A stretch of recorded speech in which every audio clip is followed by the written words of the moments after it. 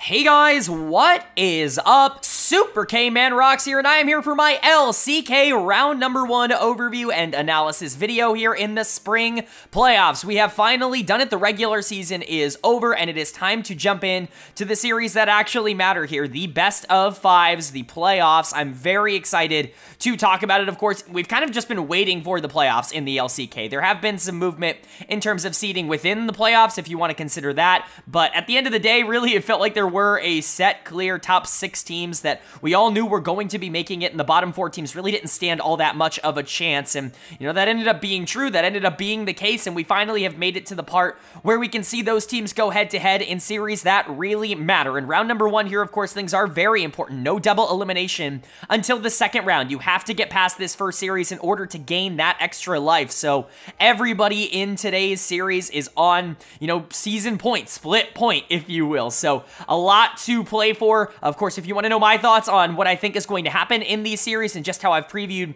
the playoffs in general, you can check out the playoff primer video that I did just a couple of days ago, linked up in the iCard right now. That's where I go over not only every single team in the playoffs, but these first round matchups in terms of my preview and prediction, a full bracket prediction as well, and then also, of course, regular season awards are in that video. So a lot there. I would highly recommend you check it out if you haven't seen it already, but today we're going to be going over round number 1. So let me know down in the comment section below what you guys thought of these series. Did they live up to your expectations? Were you surprised by the outcomes? Would love to know your thoughts and opinions, of course, down below. But if you are new here, what we are going to do is go game by game in both of the series today, talking about the advantages and the disadvantages that each team was able to generate. I'll be giving a player of the game and a dud of the game for each individual game, and at the end of each series, I'll be giving a player of the series to kind of tie everything into a nice, neat little bow. Of course, at the end of the episode, we are going to be previewing the round 2 matchups, talking about where I think each team could generate advantages or disadvantages, and, you know, kind of giving my prediction for what might happen in round number 2. But today is all about round number 1, at least until that point. So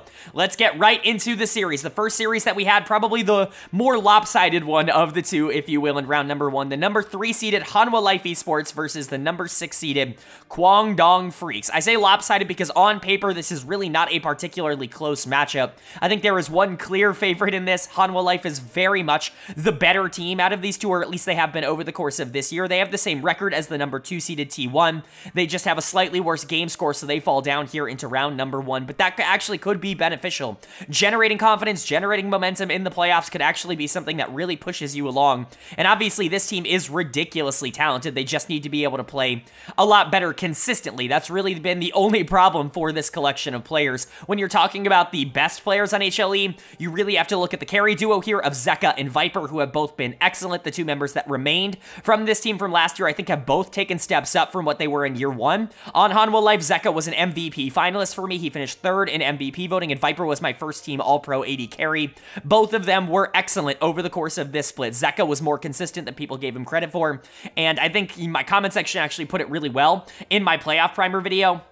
They're both very good at different things. Viper is amazing to have because he doesn't really lose games. He's very consistent. He doesn't really put himself in bad positions, and you can always rely on him. But he's not really the biggest upside, you know, player. He's a great AD carry, but he's not going to dominate games in the same way that someone like Zeka will dominate games. When Zeka wins, he wins harder than almost anybody in the world, and that combo is actually very scary because you can put a lot of resources into Zeka. You don't really have to invest as much into Viper. You can get Zeka online so that he can have these big pop-off performances, and you can know that Viper is still probably going to win 2v2 and is still going to be very relevant in the back half of games. It makes them very difficult to deal with, but it does at times make them a bit one-dimensional. I think the way to kind of, you know, get rid of that is even if Zeka has a bad game, it's not like it's just those two. You have Doran, Peanut, and Delight, 3 members from Gen.G last year, the LCK title winners in summer, to kind of bounce off of that. Peanut can absolutely run the game in terms of pressure and momentum. Doran and Delight are very great players that can easily take the game into their own hands in terms of playmaking, and so you're really looking at a Hanwha Life team that's very complete across the board and very difficult to deal with. The only concern has been that Doran has really not played up to his own standard this year so far. He's definitely regressed a bit more to like 2021 Doran rather than 2023 Doran, where I thought he had the best year of his career. Peanut also has been a bit inconsistent, but that's always kind of been Peanut's thing. He's always been phenomenal in the LCK playoffs, though, so I'm not entirely concerned. For KDF, for the Kwangdong Freecs on the other side, they're obviously going into this with a bit of a different perspective. Major major underdogs in this series. This was a team that at, the beginning of the split, or at least, around Lunar New Year, they were looking like a team that could potentially finish near the top 4 after they made their change in the bot lane, bringing Bull in for Taiyun. That obviously worked out. Bull is just a better player. Taiyun, not an LCK caliber player, and even if Bull isn't elite, even if he's not perfect, he is certainly better and more consistent than what you were getting before out of this bot lane, but things had slowly started to trail off as the split had continued to go along, and in fact, actually, they were in danger of missing out on the playoffs in the final week. They had a very difficult schedule. They had to beat one of either KT Rolster or Dplus KIA, who are obviously both in the playoffs, and they had to beat one of them, and they went and did that, and I think that that was very impressive. They made some roster changes. Quantum is in the support position over Ondil. I think this is a fine decision. Quantum has been fine for this team. Again, he's still probably going to be overmatched at the highest level, and especially going into a team like Hanwha Life, I wouldn't expect too much out of him, but Ondil was a disaster for this team down the stretch, and it just doesn't seem like they can find any sort of continuity in the bot lane, but there is real talent on this team. Players like Dudu are, he's somebody that I've obviously really gone to bat for in previous years. I would consider him a channel darling. I've talked about him being a potential top 5 top laner in the world during stretches of his career. He hasn't quite been as consistent, in my opinion, in 2024, but the highs are absolutely still there, and he can still win lane very consistently. Cuz and Bulldog certainly know how to win games. Cuz has always been a player that's been pretty highly regarded. I'm a little bit lower on what he's put out in 2024 than maybe your average analyst would be. I saw some all-pro votes for him, and I just didn't think he was anywhere near that conversation, but he's certainly a positive when you're looking at them being able to try and compete with a good team like HLE because of that experience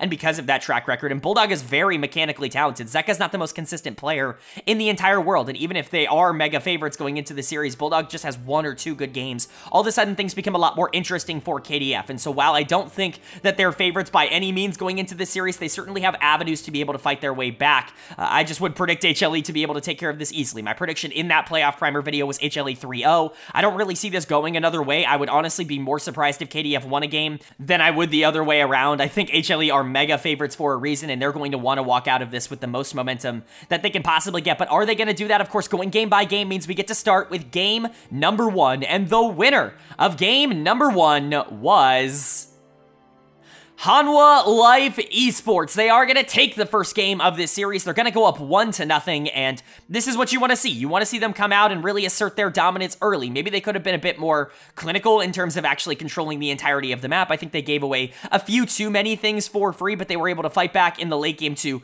make sure KDF didn't end up spiraling those objectives out of control. They were able to win every single fight that they took, especially 5v5 towards the back half of the game, and then 36 minutes later, the game is over. This was relatively good from them. Maybe you want to see a bit more of an aggressive draft from them. This is a very late game scaling oriented draft, which is fine. You're not going to worry about that too much, especially if you're answering Sejuani, Azir, Kai'Sa. That's also a very scaling oriented draft, and so I can understand why you might want to go for like Maokai, Corki, Zeri, especially in a league that does tend to go a little bit slower, that games tend to go a little bit longer, but I really like the aggressive tendencies that HLE offer, and so I'd like to see more of that throughout the series. But for KDF, at least you put up a little bit of a fight in this game number 1. We'll talk about some of the advantages you were able to generate, because there was a lane that actually was quite a positive for you, and a champion that I think might actually be a very good pick for this team throughout the rest of this series, but we'll get into that when we talk about KDF. Player of the game for me in game 1, maybe surprisingly, is going to go to Peanut in the jungle. You just watch the Maokai, and he's really able to control the tempo of the game almost entirely on his own. We've seen the rise of tank junglers back into the meta in the playoffs in multiple different regions.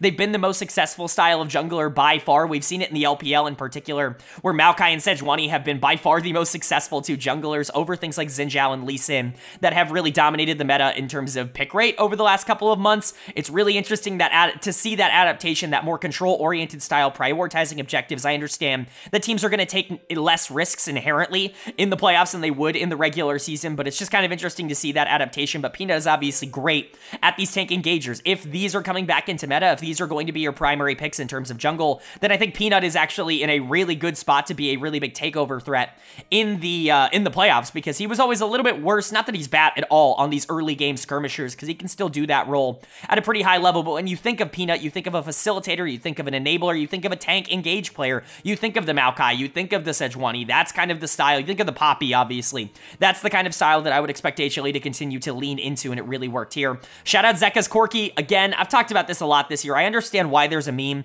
surrounding Zeka's Corki and his champion pool in general, but I always think it's significantly more overblown. Zeka's Corki is still infinitely better than the non-top 5 mid laners in the LCK. Like, it's I understand that it's not his best champion, and playstyle-wise, I don't think it really fits into the idea of how he likes to play the game, how to get the best out of your mid laner. I really think that that is taking away some of the advantages he offers as an individual player, but he can still play Corki, and even if he isn't, like, mechanically perfect, oftentimes he's still very relevant because he is just so good at the game that he can make a champion like that relevant. Delight was excellent here in game number 1 on the Alistair, and Viper, I think, was also good as well, even though he didn't really have a big job to do. He just kind of had to survive and then stick around for team fights and allow the Corki and the Maokai to kind of take over in terms of damage. He was still relevant, like he was still outputting damage in those late game fights, but he really wasn't all that important in this game. They didn't need him because they had so much pressure elsewhere in these fights. Jungle mid was definitely great, and Delight, I think, deserves a lot of credit for engages. For KDF, though, when you're looking at positives, it's Dudu in the top lane. Again, we talked about this. This is a player that, you know, has the potential to take over a series like this because he has the individual talent to keep up with HLE, which I don't think a lot of other people on this team have, and he was very good in game number 1. The Rek'Sai was very positive, and I would expect this team to continue to go to that. I see it more as a lane dominant pick. Obviously, it can still be a problem in team fights if you can get onto the backline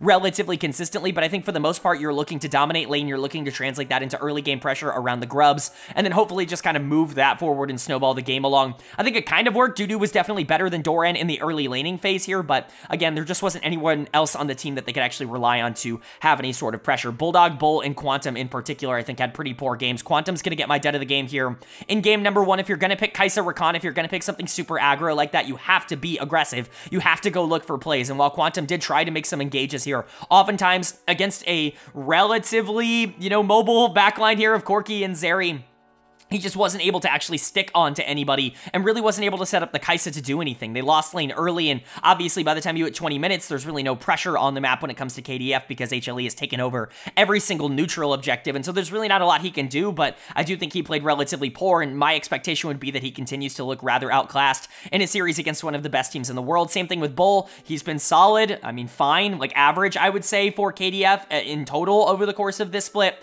I do not think he will look average in this series. There is a gigantic talent gap in between the HLE and the KDF bot lane, and we kind of saw that in game 1. Bulldog also just kind of got outskilled. We talk about the top 5 mid laners in the LCK. If you are not a part of that top 5, it is really difficult to break into that top 5. Bulldog has probably come the closest of anybody in the LCK this year that is not, you know, one of those big 5 mid laners, but Zeka is still dominant, right? And going up against him in a game of, or in a best of 5 in a game 1 here that's really important, it's just going to be a big task. Cuz, I guess, was generally fine, but he didn't really do much, even if he didn't make any major mistakes. I think his prioritization was generally fine. His pathing was generally fine, but the bot side of the map I don't think was ideal. And KDF, again, is just at a talent disadvantage. It's really hard to imagine a circumstance in which they're going to be able to keep up with HLE if they just try to match them 1v1 or 2v2 in lane. They need to do some macro things in order to get small advantages that they can then snowball out of control to take these skirmishes. And then for HLE, just do your thing. You're the better team here. You came out and proved that in game number 1. You just got to finish it off here. It's really not a big concern. I think you can draft almost anything and you can probably win with it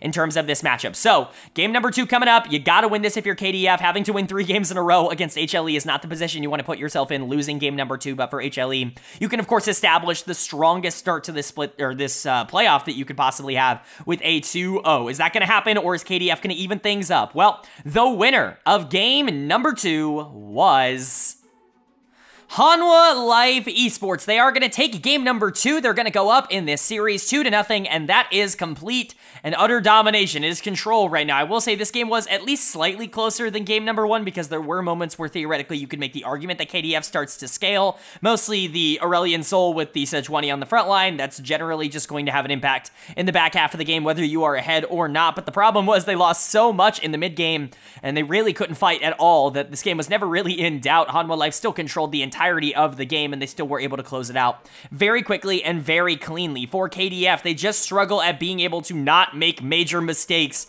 in key moments, and I know that sounds like a pretty big problem to have, and I would agree with you, that is a pretty big problem to have, but it's one that a lot of like lower tier teams share, is that they will have a lot of these really good plays. They'll actually be able to generate some leads, sometimes isolated in these matchups, but then you have to limit the bad plays that you have as well. You can't make those weird positioning mistakes. You can't be caught out before an objective, you know, 20, 15 minutes into the game. It can't really happen. Like, that'll lose you the game, and that'll lose you all your pressure. And KDF, I think, felt that the hard way. There still were a couple of players that I think played well, and we will get to that, but HLE is definitely cleaner as a team overall. Player of the game is going to go to Delight. He was awesome in this one on the Rel. He has been great so far this split. Again, I talked about this in my All-Pro selections, but the top 3 supports in the LCK, being, of course, KIA, Lehens, and Delight, have all been sensational this split. They have all lived up to the billing, and that has not been the case across every single position, so it's nice to see that form carry over here into playoffs. Not that that was ever really in doubt. Delight actually, as a player, ever since he was given an opportunity to play in the playoffs on Gen.G, has been a player that has shown that he actually steps it up in the playoffs, that he is actually a really good best-of-5 player. And, you know, Worlds kind of, I think, encapsulated that. He was awesome at Worlds, and that has carried over into this year, and he's stepping it up once again and being a big force here in the best-of-5s in the LCK playoffs this time. So that's really nice to see. Rel is one of those champions where if you are just, like, ahead and if you are the better player, she's so oppressive to play into, especially because, again, there's very low mobility carries on the other side here. If the Rel gets on Aurelion Sol, he's just dead. If the Rel can get on the Draven, there's really not a lot of clean ways to be able to peel him off, and then all of a sudden your bounty ends up going. You don't really get your cash out if you're Bull, and so Delight, super important this game. His laning was excellent, but really it was his mid-game playmaking and his team fighting that really put him over the top. Again, I want to give a big shout out to Zeka, who continues to look amazing in this series. This time he plays Azir. For all of the talk about him not being able to play, you know, late game scalers, for him needing to play something that can skirmish in the early game, Corki and Azir, 2 straight wins and 2 straight dominations, 2 straight really great games, I should say, from Zeka. I think it's just impressive, right? I understand where the narrative comes from. I've talked about this all year long, but I do think it is entirely out of proportion at this point. He still is a good player on these types of champions. He just is really good on Akali and on Yone and on things like that. So it's nice to see him, you know, kind of prove that correct. Viper goes Deathless, you know, really good positioning on Zeri. What else do you want me to say? It's Viper. He's really consistent. Peanut has been really good. Again, Maokai feels incredibly strong right now, especially into the Sejuani matchup where it feels like Maokai just does the job better. I think Sej is really good in isolation, and honestly, Cuz was really relevant this game, but Peanut was better and obviously was more active. And the only part that you can point to on Hanwha Life that has been disappointing so far in the playoffs has been Doran in the top lane. You know, we'll talk about Dudu in a second, but he has been the better top laner. Dudu has just kind of outplayed him in the laning phase. The problem is that hasn't mattered. It's been 2 Rek'Sai into Aatrox games, and, you know, Aatrox is still going to be relevant in team fights even if he's not particularly ahead, and the Rek'Sai does fall off as the game continues to go along. And so you're actually just sitting there saying, okay, well, what's really the point here, right? Like, what kind of advantages are we actually generating if we are KDF by just getting the Rek'Sai ahead over and over again, right? It doesn't really matter that Dudu's the better player. So HLE picking up where things matter the most and really being able to make the most of their opportunities. And then for KDF, again, they just feel outclassed in certain specific areas, and they're making pretty critical mistakes midway through games. Dead of the game once again in game 2 is going to go to Quantum. You know, he was brought up from tier 3, not tier 2 in, you know, Korea. So I'm not shocked to see that he is just very outclassed by Delight on the other side of this matchup. Playing against, you know, other LCK supports is a bit different than playing against the big 3, and Delight is very much a part of that big 3. Quantum has just not been able to keep up. They R5 in Renata to try to generate any sort of lane prio to try and get an advantage early on in the 2v2 against the Zeri to accelerate the game a little bit quicker for the Draven, try to get those cash outs, and the problem is Quantum is just not good enough to be able to enable that playstyle. I don't think Bull was all that bad. His positioning really wasn't all that bad in this game. He just kind of got caught out in bad situations because the enemy team was ahead and they got to play really aggressive, and his peel was really bad this game. I think you can look at some positives. Like I said, Dudu is the better top laner in this series, and that has been abundantly clear when you watch the 1v1. It's not even been particularly close. Doran is very much getting bailed out by the rest of his team being really good, and I think Cuz has been fine. He's certainly not been the problem. Even if I do think he can be a bit more aggressive, it's just hard to take control of the game on a champion like Sejuani. Perhaps you can go for a more aggressive jungler typically in this meta. I wouldn't advise that, but really we're at the point now where you've got to get somebody winning on the map, and you're investing a lot into the bot lane and it's not working out. And then Bulldog, you're going for that scaling, but you can punish Aurelion Sol a lot, especially when the team is behind. He's very immobile and really doesn't have a lot of tools to be able to keep himself alive in a lot of these circumstances, into Maokai and into Rel and into Aatrox, who can really stay on top of him, and so he ended up just losing. Also, Zeka's just better, and so laning phase didn't go his way either. Not that Azir into Aurelion is the easiest Aurelion lane matchup, but KDF just feel a little bit overmatched right now. They're 0-2 in this series. They have to win all 3 of the last 3 games in order to move on. That's a big task to ask. It feels like they're heavy on, if they were heavy heavy underdogs going into the series. It's like a 1% chance now, but 1% is still a percent chance. Hanwha Life definitely wants to close this out sooner rather than later. You don't want to give KDF any sort of hope that they can get themselves back in this series, but if they want to stay alive, they have to win here. So, can they do it? Well, the winner of game number 3 was Hanwha Life Esports. They are going to take game number 3. They're going to make quick work of this series. It went about a 35-ish minute game, and then a 30-minute game, and now a 23-minute game. All HLE, all blue side, by the way. Very strange from KDF to keep picking red, but they did, and they lost this series. They got destroyed. They were just not as good as HLE. I feel like throughout this series, almost HLE started building more and more confidence and more momentum, and it just kind of spiraled out of control. It snowballed into unsalvageability for KDF, but I think they were happy to make playoffs in the first place. I think this was a team that had their fair share of struggle. Across this year, they came into this series below 500 at 7-11, like significantly below 500, and so to go up against one of the best teams in the entire world at the moment in HLE, it's just a little bit too much for them, and I think that became clear. We'll talk about them in just a second, but congratulations to Hanwha Life. They've made their way into the top 4. They've made their way into the double elimination stage of the bracket. We will preview their round 2 matchup, obviously, when we get into the second half of this video, but for now, let's just congratulate and go over what they did right in game 3 and in this series overall. Player of the series and player of the game are both going to be the same here for game 3. It's going to be Delight in the support position. This was not a difficult decision. Delight absolutely massacred Quantum on the other side of this matchup. The support gap between these two teams was about as large as maybe I've ever seen in a best of 5. It truly wasn't fair. Watching Delight play Blitzcrank, be everywhere on the map, constantly be a gigantic playmaker, and really have nothing to stop him, and KDF just continuously dying to him over and over and over again. It's really unfortunate. It's really, I don't want to say sad to watch, but it's just like, it is what it is, right? Quantum was not ready for this opportunity, and that became clear. KDF needs a support. It truly is a disaster for them. It was far from the only, negative position, but like, at least you can get by, I think, with the other 4 players on this team being in 6th place. I don't know if you can be in 6th place regularly with someone like Quantum or Ondo in the support position. I don't know if you have anybody in org right now that can fill that void, so it's really not ideal, but Delight was excellent, and he deserves all the praise he's going to get. I also, of course, want to give a lot of praise to Zeka in the mid lane. I think in most series, the way Zeka played would earn him player of the series because he was amazing. The dude was, the point-and-click charms, as we always talk about when someone plays Ahri at a super high level, and he's just able to never miss when you're so relevant that you're constantly in such a good position to basically never miss a charm, and you're dealing a ridiculous amount of damage, and you're able to snowball your lane out of control. It's a very, very, good champion to be very proficient at, and Zeka is very good at Ahri. And he was excellent throughout this entire series. I know he played Corki and Azir, 2 champions that people on Reddit like to pretend he can't play, but again, here are examples of him being able to play it. Is he going to dominate Chovy and Faker on those 2 champions? Maybe not, but is he going to dominate Chovy and Faker on most champions? Probably not. I understand why that he's a little bit more notorious for things like his Akali and his Yone. However, he's still very, very good at basically every champion that he has played, even if his mechanics on them aren't like perfect champion-specific mechanics like the Corki. He's still so useful in those games because of his inherent ability and his inherent league IQ.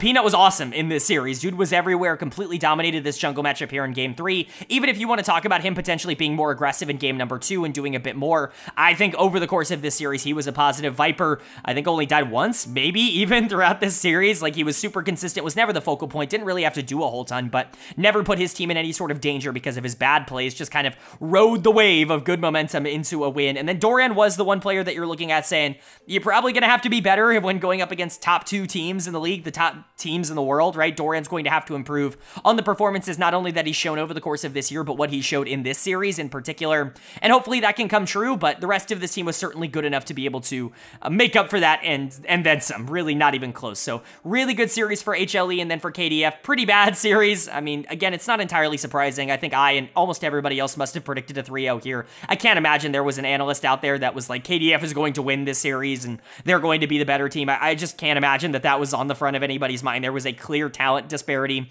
between these 2 teams, and that came into fruition. Quantum is going to get dead of the game once again here for game 3. Like I said, he's just not consistent enough. He's not good enough at this level. He needs more seasoning. He was playing in Academy, not Challengers. I can't stress that enough. He came up from Tier 3, not Tier 2, in order to play with Bull and with KDF here. And while he was okay in the regular season, playing against Viper and Delight in lane in a playoff series in a best of 5, it's a completely different animal, and Quantum was just not ready for it. it. It's hard to really blame him, though, because he really probably shouldn't have been put in that position in the first place. Bull also had his worst game of the series here in Game 3. He was kind of staying alive, I would say, throughout the rest of the series, but this was a horrible game number 3. His positioning was awful, and he was giving over a lot of, positives anyways. Blitzcrank just hard counters Draven. It's really hard to play that if the Blitzcrank is good.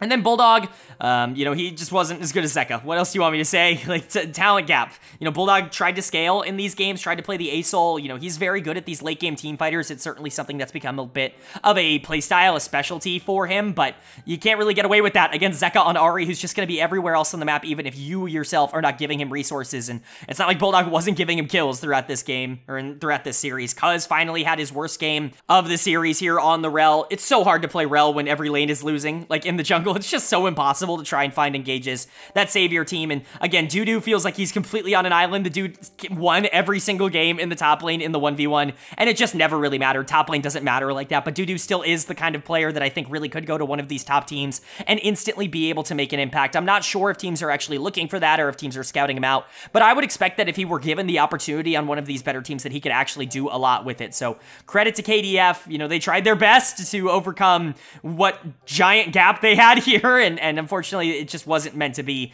HLE was better, and KDF's going to have to look for something else going into summer, but HLE is still alive. They move into the top 4. Double elimination is now alive for them. They get that extra life by winning this series, but things certainly do not get easier from here. They played the weakest team in the playoffs, and while they looked good, the disparity between the opponent this week and the opponent next week is going to be massive. They're going to need to stay super consistent if they want to keep on their playoff run, but with what they showed here, I mean, who's saying they can't go to finals and potentially even be the best team in the LCK if things continue to grow? But then moving on to our second series of round number 1, and if the first one was a bit of a blowout that we all kind of expected to be a blowout, the second series should be significantly more interesting, at least on paper, maybe not in terms of execution, we will see. It's the number 4 seeded KT Rolster taking on the number 5 seeded Dplus KIA.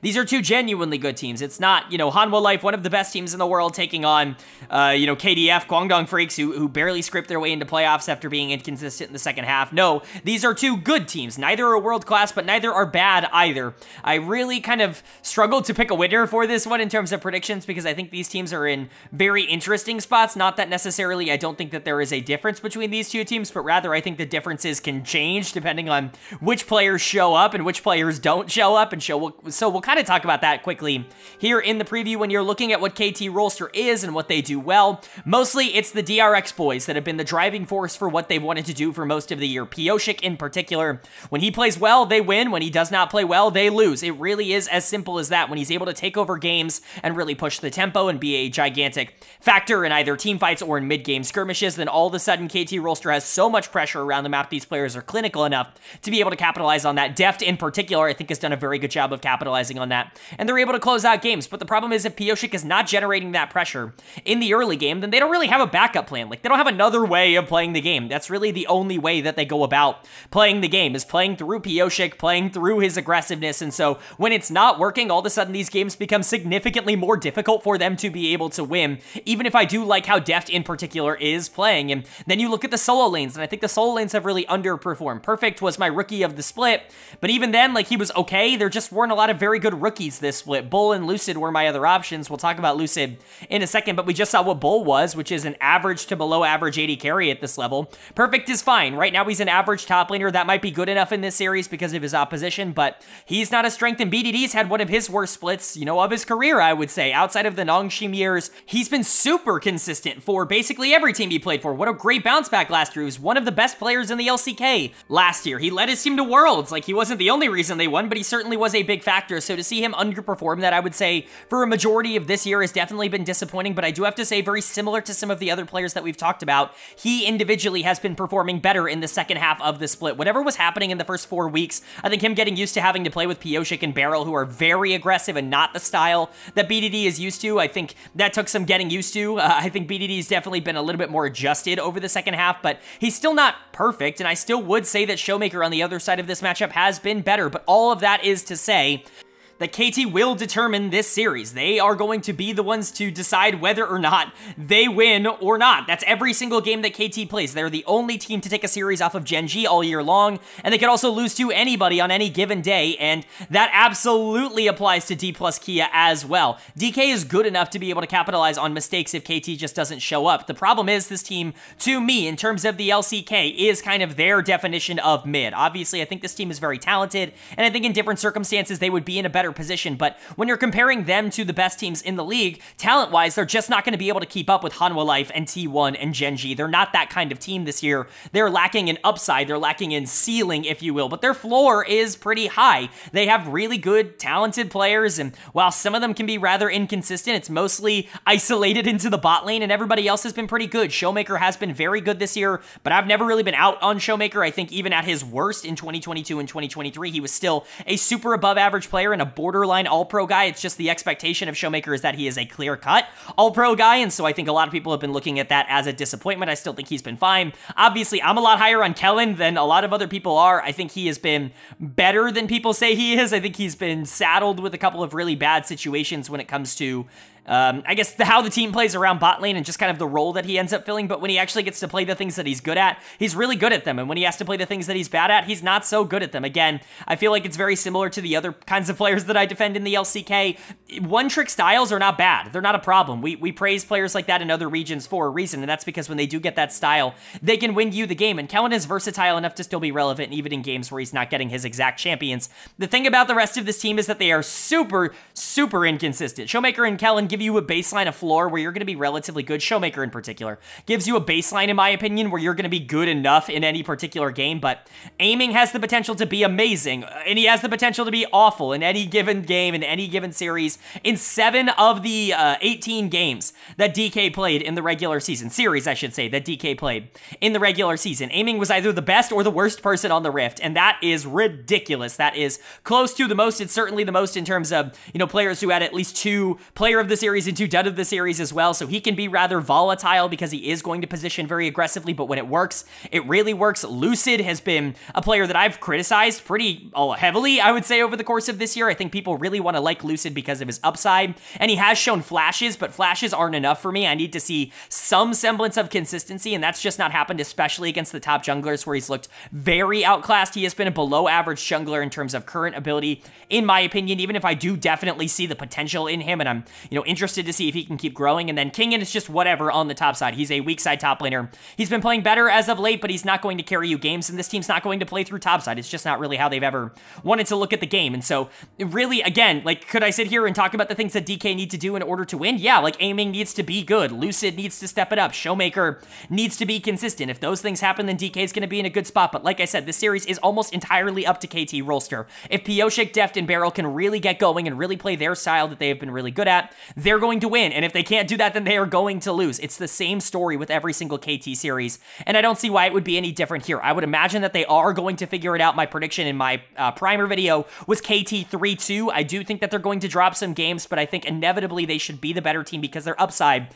is just simply higher. They are more talented than DK on the other side of this matchup, and I'm really not super enthused by DK as a unit, as a group of 5. I think their flaws are pretty clear to see, and so KT should be able to get past them, but again, it's all going to be up to how they play.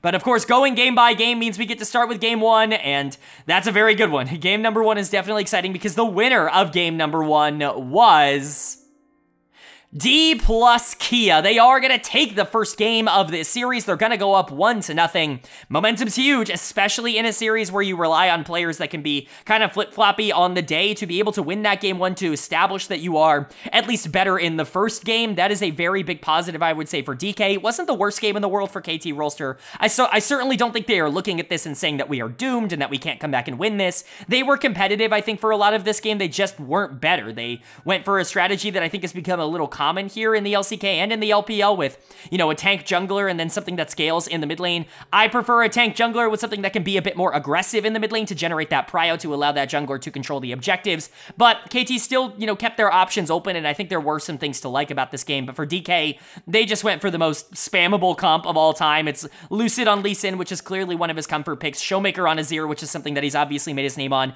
for many years in the past. Not his best champion, but certainly one of them. And then Zeri Yumi, baby. we're back. Zeri Yuumi versus Lucian Nami. It's 2023 all over again. And, you know, obviously you hate seeing Yuumi in almost any circumstance because that not only is that champion completely unplayable, like she is entirely useless, but she is also horrible for the game. And so to see her come back out here in the playoffs and actually win, be super useful, enable that Zeri very well, I think it's definitely not a good sign for where this series is going to go. But player of the game for me in game one is going to go to Aiming in the bot lane. Like I said, he's either hit or miss. He hit here in game number one. When you've got that Yuumi enabling you, and you've got a Lee Sin that's establishing pressure in the early game, a mid laner who is going to have more prio inevitably in this 1v1 matchup, all of a sudden this Zeri can get online a lot faster. And if Zeri gets online at 15, 20 minutes, these team fights become a lot easier because really when you're looking at how KT is structured, you're really relying a lot on the Corki to, you know, keep pace with the Zeri, to be able to match that team fight prowess, and you're really relying on Lucian Nami to be able to win a lot of these skirmishes and press the tempo so that Zeri doesn't get to that point before Corki does. The problem is that none of that happened. Aiming got online super quickly in this game. Lucid showed a lot of attention to the bot lane, and then all of a sudden Zeri Yuumi was just able to win all these skirmishes over Lucian Nami at 15 minutes, and it's really hard to recover that game. Credit to KT, they actually stayed alive in this for a while, but they couldn't prioritize anything that actually mattered. They took one tower in this entire game. Like, yes, were they, you know, active in some of these fights? Were they trying to get picks? Yes, and they were able to do so, but like when these fights really turned into 5v5s where DK was really trying to invest resources into an objective or into a part of the map that they really wanted to acquire, they almost always were just able to get away with it because they were stronger. So credit to DK and credit to the bot lane. I don't want to give any credit to Kellen because he played Yuumi and I hate him for that, so I'm not going to. But Aiming was really good this game. His positioning was really solid. Zeri's kind of a hard champion to pilot in this particular matchup. Again, a lot easier once you do start to get the ball rolling, but Aiming did have to have a lot of skill to end up doing that in the first place. I think Lucid played a really smart game here, using the tempo of Lee Sin to be able to outpace the Sejuani. This is the problem with tank junglers, and it's why they lost a lot of their prio and popularity in draft in the regular season, was because you had champions like Lee Sin and Xin Zhao that were really just able to outpace them and create a lot of these advantages early that they couldn't catch up on, and never really get them to the point where they could just control the map and control the objectives. But we haven't seen that as much in the playoffs because games have been slowing down. It's nice to see Lucid actually, you know, pushing the pace and using R5 for something good. Rek'Sai's just been very strong in the top lane king and was fine this game, and Showmaker was also fine this game. BDD was definitely the strength of the side of KT Rolster, but I don't think that was Showmaker's fault. He wasn't the one exactly giving over a ton of resources to the Corki. So nice game for DK, but really lackluster game from KT. This goes against kind of their principles. I like the Lucian Nami in the bot lane. I know you're going to kind of find me crazy for saying that because a lot of people hate Lucian Nami, but I've talked about it a lot this year. Really the only region that has struggled to play Lucian Nami at any sort of, you know, consistent level has been the LEC. Like in the LCK, it lost a lot to Senna, and that's great. Like Senna's very strong and it counters Lucian Nami, but outside of that, it was actually very viable. And into something like Zeri, I can definitely see the idea of trying to get her out of the game in these mid-game skirmishes, really not allowing her to scale nearly as easily. But the problem is they weren't doing that. Deft played a pretty poor game on the Lucian, and even if Beryl was relevant, he didn't really do enough to be able to salvage the game. Add on top of that, Pioshik is on Sejuani, which I really think is taking away a lot of the advantages that you yourself as a team capitalize on well. I don't really know what the game plan was for this draft. Lucian Nami, let's say they do win. Well, now you hope that the Corki is online because you're not putting resources into him. If the Lucian Nami are getting those resources, you hope that the Azir hasn't generated too much prio in that lane to make things a little bit more difficult, and you have your most consistent playmaker, your most aggressive player on Sejuani. And so now you're sitting in a position where you just don't have a lot of options. Yes, you have a Cassante on the top side, but he was losing in lane, and he was predictably losing in lane. And so you're just sitting in this circumstance where it's like, what are we supposed to do in this instance? I don't really like this draft specifically for KT because I do think it takes them away from their strengths, and that's never something I would advise. To that end, though, Pioshik and BDD in their roles, I think, were relatively fine. The Sejuani certainly didn't make any grave errors, and BDD was able to pick up a few kills here and there. It's just not going to be enough. Dud of the game is going to go to Perfect. Really didn't do anything. Got the counter pick on the top side and just picked Cassante into Renekton. Never really had any pressure or prio. Never really got to fight at all in this game. He was essentially useless for KT. I think you could give this to Deft on the Lucian as well. That was a pretty consequential loss for them, but to me, Perfect was more of a problem this game. And for KT, you just have to get back on the right track. You have to invest more into the players that you know can do a lot of good for you, and not into trying to scale through Deft's Lucian and BDD's Corki. I really don't like this comp. I think playing for jungle is just the way that this team is going to win games. And then for DK, nice to see Aiming step up. If that continues for 2 more games, they're going to walk out of this series very easily. Showmaker looks good. Lucid looked very good in game number 1. A lot of positives to take away from this, but again, you got to stay on guard. This was a weird draft from KT. If they go in a different direction, you have to be ready to adapt to that. So what's going to happen in game 2? Obviously very important. You don't want to go down 2-0 in this series, and so is KT going to be able to even things up, or DK going to take a commanding lead? Well, the winner of game number 2 was KT Rolster, they are going to take game 2. They're going to even up this series at 1 apiece. And again, this is a very important win. We've seen what happens when a team goes up 2-0. It is so difficult to win 3 games in a row at any level against basically any professional team, let alone 2 teams that I think are very volatile and very evenly matched like these 2 are in terms of talent and skill level. But KT is going to even up the series. I think they drafted stuff that was significantly more to their individual play styles, rather than just trying to conform to what everybody else has been succeeding on this patch, and I do think that that is obviously the right decision to move in for a team like KT that is so reliant on individual players getting ahead. For DK on the other side, they played fine. Like, generally, I don't think they made any sort of, like, gigantic errors. They weren't nearly as good, and I'll talk about the plays that I think ended up costing them. And, you know, the top side of the map, I think, is more concerning than I expected it to be in this series, or at least in this game number 2. But KT was better, and that's really why they were able to win this, is they came out and they were active, and they were making plays, and they were trying to push the tempo. And that's what they need to do. Again, like I said at the beginning, DK is not going to be the team that dictates how this series goes. It's going to be KT Rolster. So when they come out here and they actually are the ones initiating a lot of the plays, and they're doing it on their terms with their champions and in their situations, that's where I think they're going to succeed the most. So let's talk about it here. Player of the game in game number 2 for me is going to go to BDD in the mid lane. I think you could realistically give this to Pyosik in the jungle as well. Like I said, Pyosik was the player that was going to need to step up in order to make things happen, and he got his Lee Sin here. Not his best champion, obviously, with the Kindred, but certainly his second best, and his second most played, and his second most proficient, and so you're already on the right track. He was really aggressive in the early game, but getting BDD on something like the Veigar that he's obviously played a ton of over the course of his career, I would honestly consider this one of his signature picks alongside the Azir. It's really something that he has consistently gone to no matter if it's in meta or not in meta. Typically, Veigar's just not in meta, so it's nice to see him continuously pull it out in pro, and it offers a lot, especially in this particular meta where there is a lot of skirmishing and there is, you know, lower range. I would say generally overall, you've got things like, you know, Lucian and Zeri being super high priority options for a lot of different teams. Well, Veigar actually does really well into them because Cage really is an issue for champions like Lucian that want to be dashing around, that want to try to keep themselves safe with their mobility. Veigar actually shuts a lot of that down. BDD obviously can deal a ridiculous amount of damage, and the longer this game went, the harder it was for them to be able to actually deal with that, and for Pyosik to be able to generate early leads on the Lee Sin, translate that into nice pressure, and then eventually get to the point now where you've got a Veigar online. All of a sudden, this game does become a lot easier. So BDD and Pyosik were kind of the stars of this game for me for KT, but everybody played well. I thought Deft and Beryl had another relatively solid game. I like Varus Nautilus here. You know, Lucianami can definitely succeed if you are going to be aggressive, but I think a lot of that is on Lucid more than it is on Aiming and Kellen, and I know that's a weird thing to say, but Lucianami as a duo is a lot more based off of the jungle than it is the bot lane right now in the current meta. I don't think it's always been like that, but just with the way that it interacts with the rest of the game, you need a jungler that actually can fight and that actually can skirmish so that you can take these 3v3s around objectives, or else Lucianami, you're just not getting nearly as much value or priority out of the picks in general, because what they do at high level is take those level 6, level 7, level 8 trades near Dragon really well. That's what they want to do, is they want to be able to pop in and out of these fights early on in games and be able to try and snowball those wins into power and gold for the rest of the team. It's why I like the pairing with Azir here, and Xin Zhao should be able to fight with that, but Lucid had no prio in this game, and so credit to, I would say, Pyosik for that, but Deft and Beryl, I think, also deserve credit. I think Varus, with his range, I think offers something a little bit unique in terms of just kind of the rest of the AD carries that are super meta right now. Not saying that, you know, every AD carry is this super low range, you know, unplayable thing. We saw Senna get banned out in this game. Obviously, Senna's super high range and also super meta, but Varus, I think, is probably the most common one that you're going to see as kind of the rangy counter to things like the Lucian. Beryl was good on Nautilus, a couple of good engages. Perfect was fine.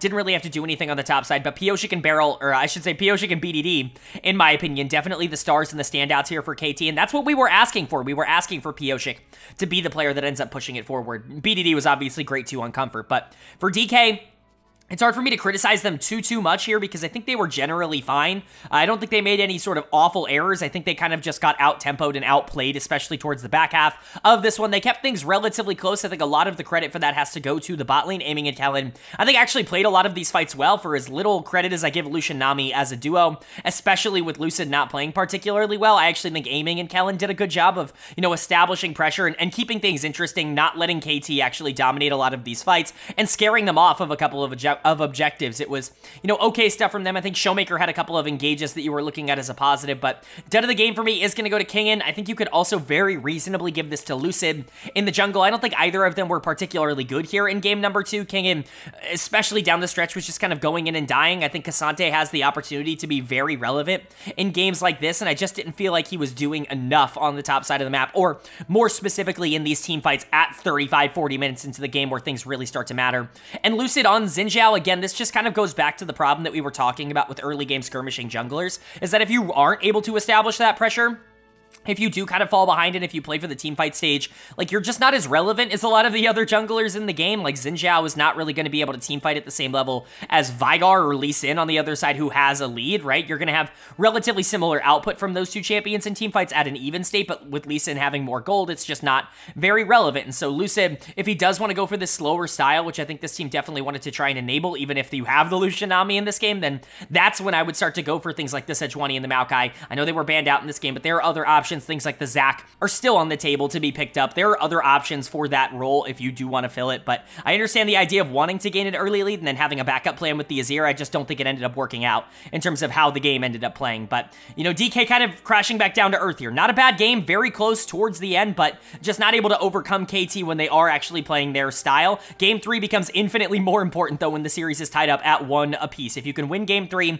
all of a sudden you put yourself in a much better position. You only have to win one of the final 2 instead of winning both of the final 2. And so you definitely want to win Game 3. You want to get off this best of 3 to a really strong start, but is it going to be KT carrying over that momentum from Game 2 or DK taking back control of the series from Game 1? Well, the winner of game number 3 was KT Rolster. Again, they are able to play a game very similar to game number 2 here to get their second win of the series, and they are officially 1 game away from moving on to that second round and gaining that second life. DK, on the other hand, obviously the opposite. They are 1 game away from having their spring split ended here in round number 1, but like I said, this game was super similar to game number 2, in my opinion. A lot of the same problems that DK had in that game, I think they had once again in game number 2 here, or in game number 3 here. I do think that the bot lane was a little bit worse, which we will get into, certainly not as relevant in my opinion, but for KT, they continue to just play off of the things they do really well. BDD on the Veigar, really being able to take advantage of these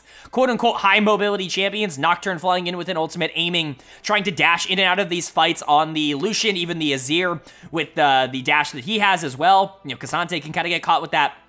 You know, I think the Veigar does really well in that instance. Pioshik on something that does want to get ahead early, that does want to try to snowball the game, even if I don't love Vi as a champion individually. I think she's about as valuable as someone like Nocturne throughout this game with that point-and-click ultimate, and then really enabling topside. That's actually the big difference I would say here, is topside was huge for KT Rolster in this game, which we'll talk about now. Player of the game for me is going to go to Perfect on the Renekton. I think a lot of people are going to look at the Veigar and say that he was the most valuable player because he was just insta-deleting, you know, priority targets towards the back half of this game. Cage is just always a useful ability, basically no matter what happens. So long as you are even remotely in the area of your enemies, it's really hard to play around that, and it forces them to play in almost an entirely different way as a carry. And so, you know, Veigar just has this inherent level of usefulness, but Perfect was excellent in this game. He was perfect. Maybe not perfect, because there obviously is, you know, always going to be some sort of mistake that you make in a League of Legends game, even if it's entirely minor, if you miss 1 CS or something. But, you know, he was pretty darn close. He was really, really good in this game. Being able to fight on Renekton has become an increasingly more valuable trait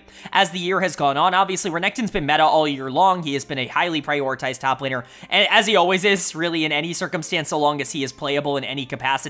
And the LCK is certainly not afraid to pull him out, but as we've seen in other regions, when the Renekton is working in the playoffs in a best of 5 like this, all of a sudden that champion becomes very difficult to deal with, and you actually can take over in the back half of games. I know Renekton is typically only thought of as a lane-dominant bruiser, as somebody that you want to generate massive leads on, and then, you know, kind of translate that into advantages across the map so that your team can close out relatively easy. But Renekton has been a huge force in teamfights throughout every single region so far this year, because he's so hard to kill, and he actually does have a valuable kit. And so, you know, when Perfect is getting in the middle of these team fights, when he's diving the backline and making the Lucian's life a lot more difficult, the Azir's life a lot more difficult, all of a sudden KT has such an advantage in these fights, because you have point-and-click CC, you still have Cage, you've got Ash Arrow, and then, you know, let's say you land one of these AoE, like, stun abilities. Let's say you land Vigar Cage on 2 people, well, all of a sudden you can drop Rumble Ultimate on top of that, and they're all dead. Like, you have just won the team fight. There is no counterplay to that. So I really like the idea of getting the Renekton super far ahead in the early game here, because you can transition that very easily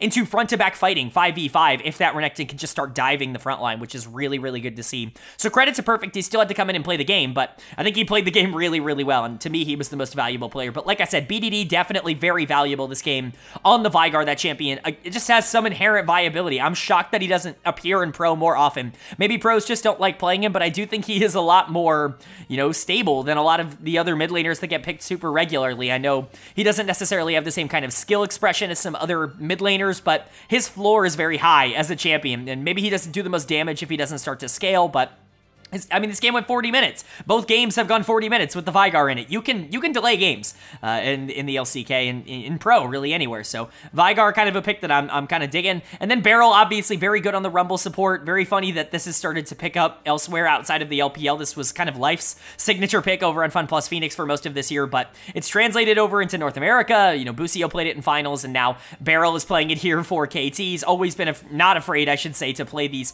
more aggressive mages in the bot lane, and Rumble definitely applies to that. I talked about how he fit into this team comp in particular in 5v5s.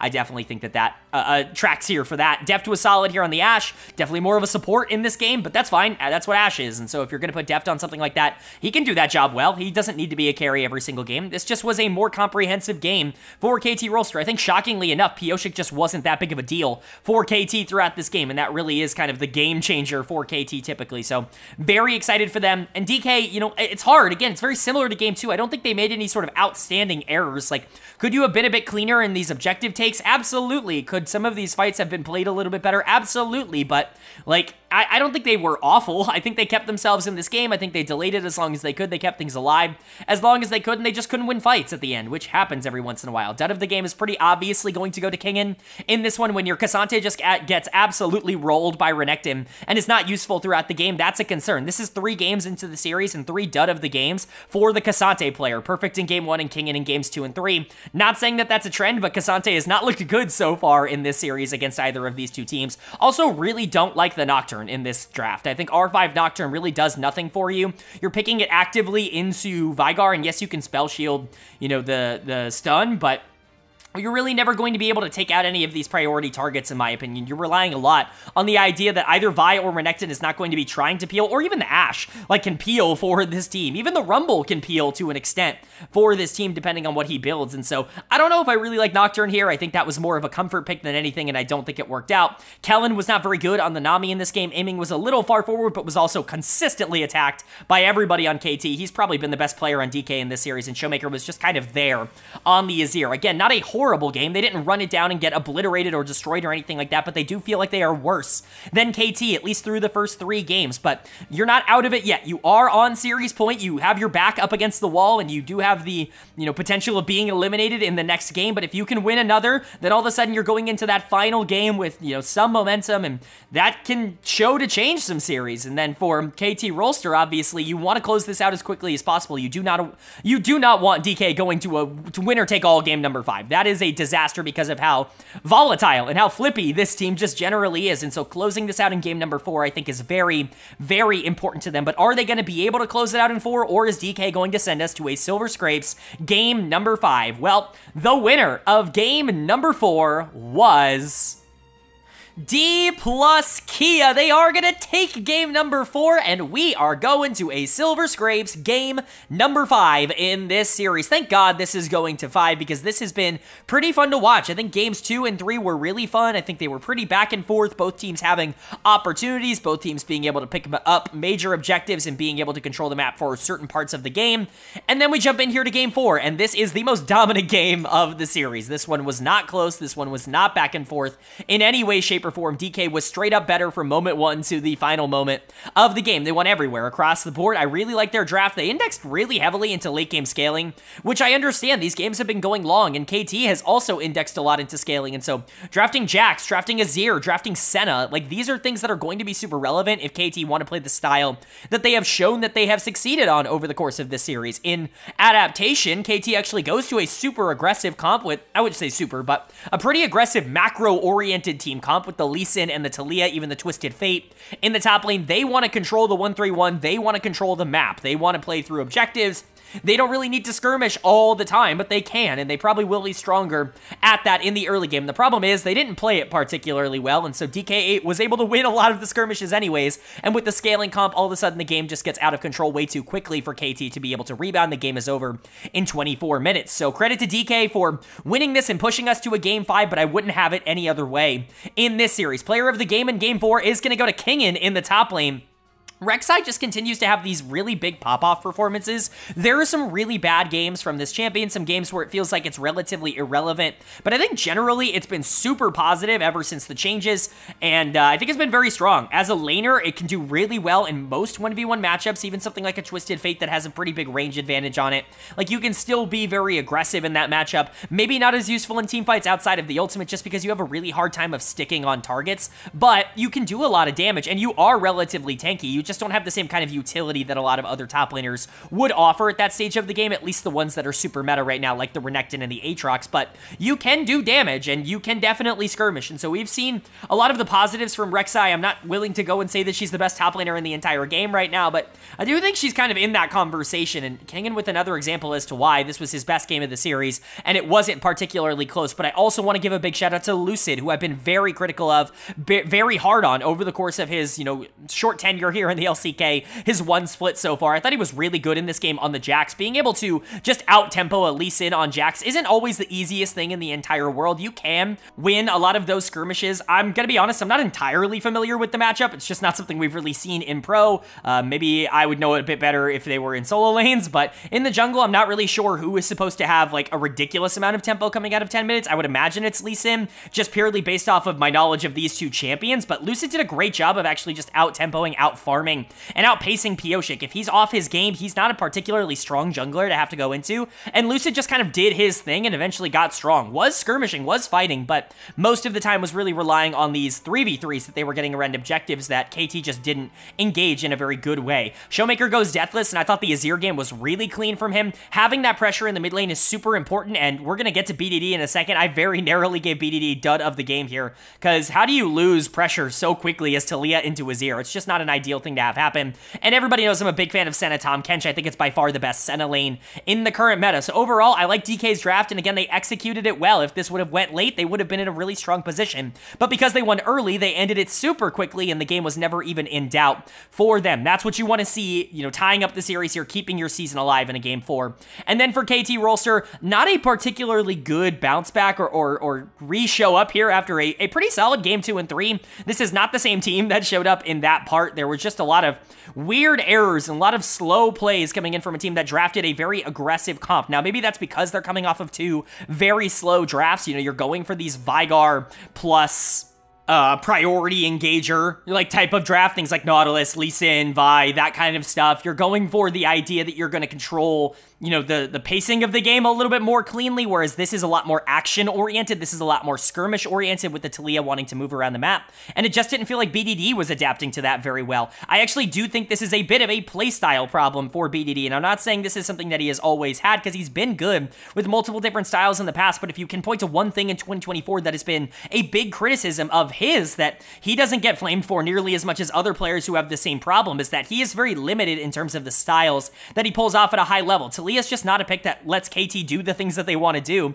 Taliyah is the type of pick that this team needs to stay away from. Putting him on Veigar, putting him on Azir, putting him on Corki, those are the things that he was working with, or BDD was working with, I should say, down the stretch of the split. And, having him be super proactive in the early game, it just doesn't seem like something that he is super comfortable doing right now. I know players like Zeka get a lot of hate for being one-dimensional stylistically, but I think, at least in 2024, BDD has not exactly shown a propensity to be very volatile in terms of the way that he wants to play the game. He wants to play very calm and controlled, but I do think Pyosik was just way too slow in this game. Again, the Jax had all the pressure, all the time, all the tempo, and that's not how I would assume this matchup ends up going, and so you get this position where the Lee Sin's not relevant going into the mid game, because what's he supposed to do outside of kick when he's behind in the jungle, and you've got a Jinx who's never going to be able to get online. You can't really 1-3-1 with Taliyah and Twisted Fate because you don't have the tempo, you don't have the wave management, and Barrel's just, he keeps hooking in. What is he doing, man? He's gonna get done of the game. The guy, you gotta learn to stop pressing Q at some point in some of these fights when you're Nautilus to just not go in and die instantly first in every fight. You know, it sometimes becomes a problem, and Beryl, you know, had one of those Beryl games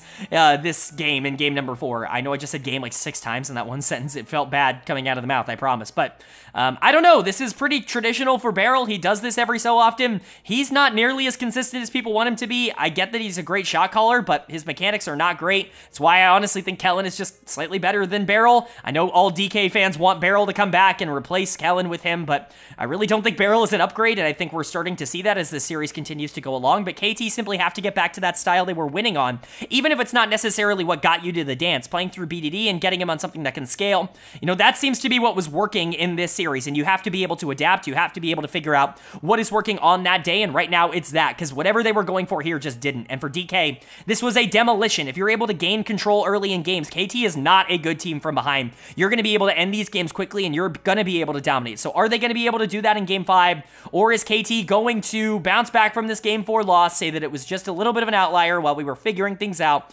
and we're going to take game 5 anyways? Well, the winner goes on while the loser is eliminated, so a big one here.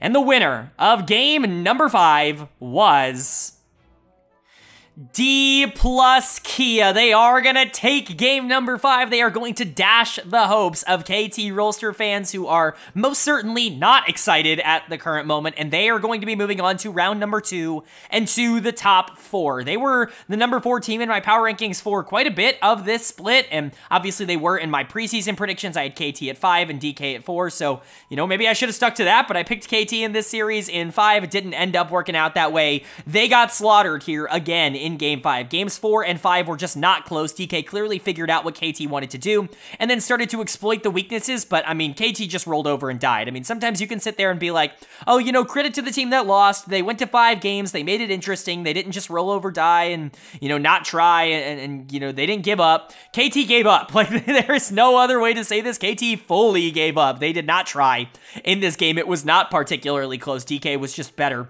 across the board. But let's talk about what actually happened in the game before we move on to anything bigger. Player of the game and player of the series is actually going to go to Lucid in the jungle. Obviously, I've been very critical of Lucid, but I'm not just going to sit here and criticize him if he doesn't deserve it. He was really good in the final 2 games of this series. I do want to say that he wasn't perfect in the first 3, especially games 2 and 3, but most of this team wasn't great in games 2 and 3, and, you know, game 1 was kind of weird. Like, I'm not entirely blaming it on him. I think some of his ganks were actually pretty good, and he was establishing tempo, but I think games 4 and 5 really don't work without him playing as well as they did. I think the only other player that I was considering giving player of the series to was Aiming in the bot lane, because he was probably the person that was the most consistent throughout the entirety of the series. He dominated game 1. He was still pretty good in games 2 and 3 on the Lucian, just things didn't end up going his way, and then 4 and 5 he was solid as well, and so I think you could give this to Aiming. Showmaker was awesome here in game 5 and was really good in game 1 as well, but Lucid, I think in terms of just the overall pressure and importance that he applied to the team in this series, was probably the most valuable player that DK had, so credit to him. You know, I did not expect to go into this series and see Lucid dominating, but if you would have told me that Lucid would have outplayed Pioshik, I would have told you that was Pioshik's fault, not that Lucid played really well. Still not sure he's going to be able to hold up against, like, top 4 junglers, you know, players like Canyon in the next round. I think that's a pretty big ask. You know, obviously his mentor, somebody that has, you know, practiced against him a lot. Maybe he has some insider knowledge that others don't. We'll talk about that later, but, you know, it's good for him to have. It's good experience to have here in the playoffs for your first LCK playoff series to be such a success for you individually as a player. But like I said, Showmaker was so fun to watch. R5 Sylas is always a risky pick, but Showmaker is so freaking good at Sylas. I think you can point to a couple of champions that are just like, this is Showmaker's champion. The first thing, obviously, that comes to my mind and most people's minds is LeBlanc, but Sylas is pretty close, if not number 1 on that list for a lot of other people as well. His Sylas is ridiculous. He's the only one playing him in the current meta, and honestly, he can play him whenever he wants. It does not matter. He's too good at Sylas for me to ever be mad at this pick. Aiming and Kellen were both really good. I like Nico's support.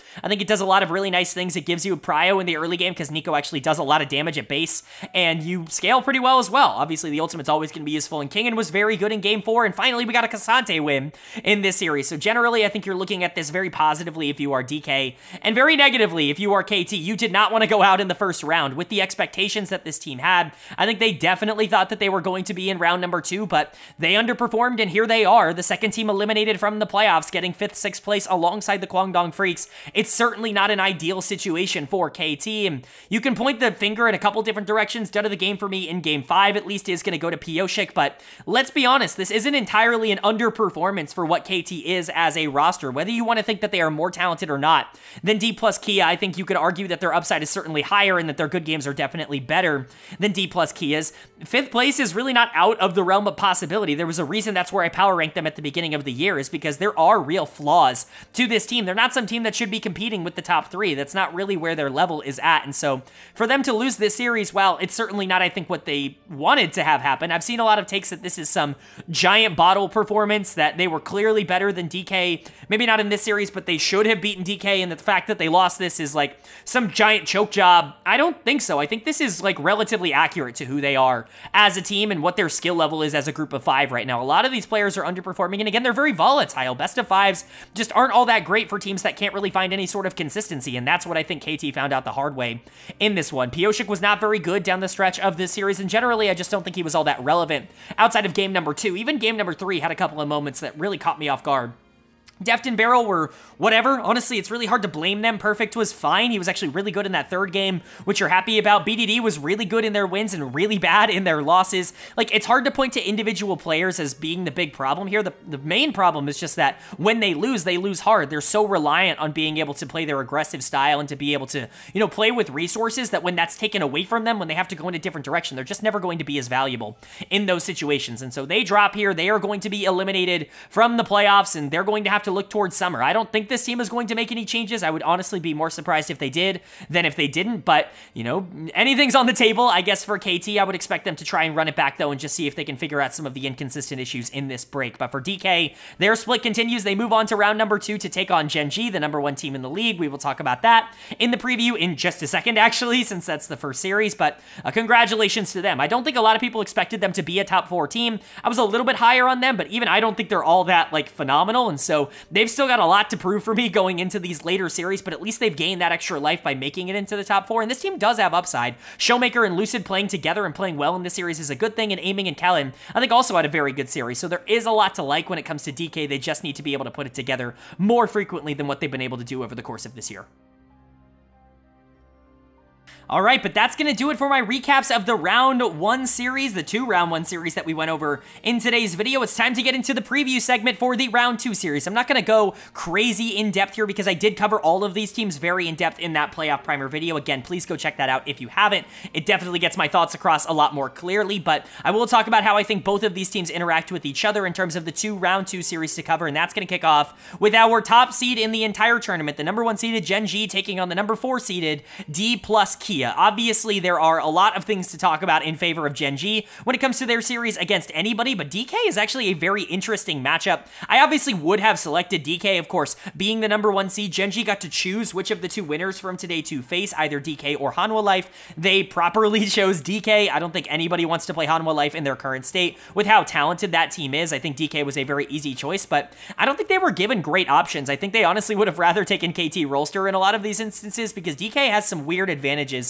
against Gen.G that I don't think a lot of other teams have, most notably jungle mid, and while I wouldn't necessarily say that they're a strength going into Gen.G because Canyon and Chovy have probably been the 2 best players in the LCK across this year in terms of performances, especially down the stretch, Lucid and Showmaker kind of have a lot of experience beating these guys, and that was really something we noticed in the regular season. Canyon had his worst games in the regular season against DK. I think Lucid has scrimmed against him a lot and knows a lot of the positive things to take advantage of. And I think that really could be an X factor for a DK team that really needs something to go off of. Also, Showmaker has historically been pretty good into Chovy, at least in comparison to a lot of other mid laners. He's not somebody that's going to give over resources super easily. And while Chovy typically does outpace him in terms of like wins, like he wins games, I don't think Chovy has like destroyed Showmaker in previous matchups. It's something that I'm pretty familiar with talking about. And so jungle mid, while that has been a strength for Gen.G pretty clearly throughout this year, I don't know if it's going to be as much of a strength in particular in this series, but Everywhere else, I don't really know if I can say that DK has a lot of a chance. Like, you're talking about Keen versus Kingen on the top side. Kingen played pretty well in this series for DK, had a really good game number 4, and, you know, there are definitely a couple of moments you can look at and be like, congratulations, Kingen, you're really starting to get your form back, but Keen is awesome, and he's one of the clear top 2 top laners in the LCK right now. I just really wouldn't expect Kingen to be able to keep up. Keen should be a huge advantage for Gen.G on the top side, and then Pays and Lehens should just be straight up better than Aiming and Kellen. Pays has not even been given resources over the course of this split, and I still think he's been more active and more of a positive influence than Aiming has,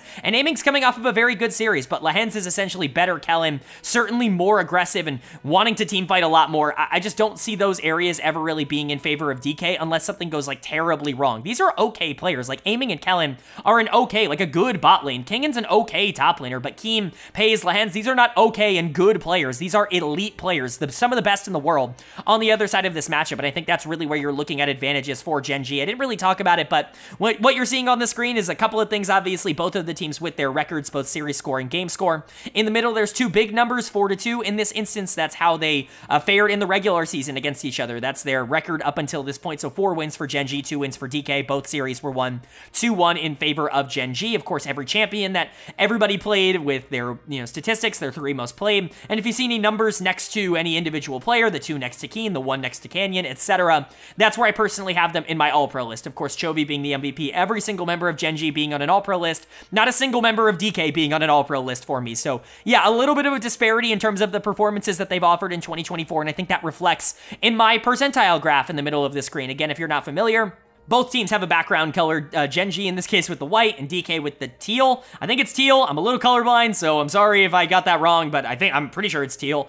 And that kind of shows you how confident I am in this series, how confident I am that they're going to be able to win. As you can see, the white pretty heavily outweighs the teal in this case. I have a pretty strong suspicion that Gen.G will be the better team by a pretty clear margin. If I had to predict something, I would say Gen.G 3-1, maybe Gen.G 3-2. Again, I think Lucid and Showmaker actually have a really interesting matchup kind of advantage here into Gen.G, and clearly they've not been able to dispatch them this year without at least some trouble. I just don't think there is a world in which DK is the better team than Gen.G in this series. Even if they're not winning through their main targets like Canyon and Chovy, I think Gen.G should be able to win through Keen or Pays or Lehens and really be able to snowball the game out of control through the control that they have. And so, yeah, I'm predicting Gen.G, but I do think that there are some interesting kind of wrinkles and little mechanics in this series that I don't think you would have necessarily gotten had this team been facing, I don't know, KT Rolster per se instead. But congratulations to DK for winning. We'll see if they can overcome this big challenge.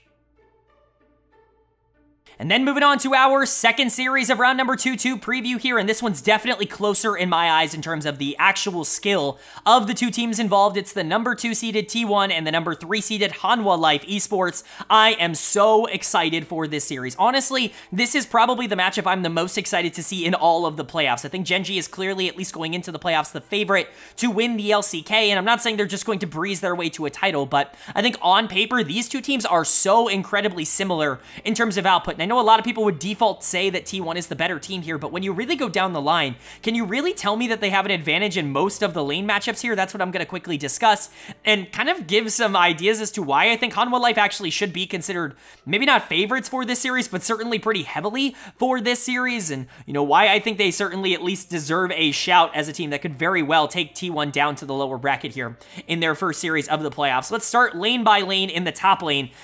Typically Zeus would be significantly better than Doran. Doran's been kind of on a slow streak this year, really has not performed particularly well, especially in individual isolated 1v1s, and I think Zeus has been the best top laner in the LCK so far in 2024. However, history shows that if Zeus has a kryptonite, it's Doran. Like, Doran just beats him every single time these 2 go head-to-head. Doran does a great job of being able to shut down Zeus. He clearly is just very comfortable in these matchups. Now, again, this is a different version of Doran than we had gotten in previous years, especially in these big pivotal series that he was able to play on Gen.G with a lot of very good talent around him. Now, some of that talent is with him here with Peanut and Delight. However, I don't know if I can sit here and say that Doran should be favored in this top lane matchup. Zeus should be the better top laner, especially with how things have gone so far this year. year. But again, history would show that Doran should at the very least be able to hold his weight. But I think that's, you know, HLE's worst lane. That's what I was trying to say. That's Hanwha Life's worst matchup across this entire game. And, you know, we'll talk about everything else. I'm not really sure they're, like, clear-cut losing in any other lane. Peanut versus Owner, I would actually say this is Hanwha Life favored pretty clearly. I've been very low on Owner. Basically, a lot of the things that I just said about Doran for Hanwha Life, I think apply to Owner. He's been carried a bit by the rest of his team. I think his early games have not been nearly as explosive. He's been a passenger this year, and it reminds me a lot of when he was not playing well when Faker was out of the lineup last year. He's returned a lot to a lot of the kind of tendencies that he showed in that run that have really concerned me. And I'm not going to say I'm entirely out on Owner, but I will say this. If Owner was not on T1, I do not think he would be nearly as successful as a player. Playing without mid-prio is something that he just doesn't do at a very high level, and while Faker is a very good player that is pretty consistently able to generate a lot of mid-prio, it's not going to happen in every single game. And I don't know if Owner's going to be that consistent. Peanut, on the other hand, is hyper consistent. He is one of the best junglers in the world. He has been. Look, he plays Maokai, Poppy, Sejuani. You know what you're getting out of Peanut. He's going to be able to facilitate, but I also think he is just strictly a mechanically better player than Owner is right now in terms of what he has offered so far. Certainly more aggro in the mid game, looking for more active plays for his team. I think this is in favor of HLE in terms of the jungle matchup. And then you've got mid lane here, Faker versus Zeka.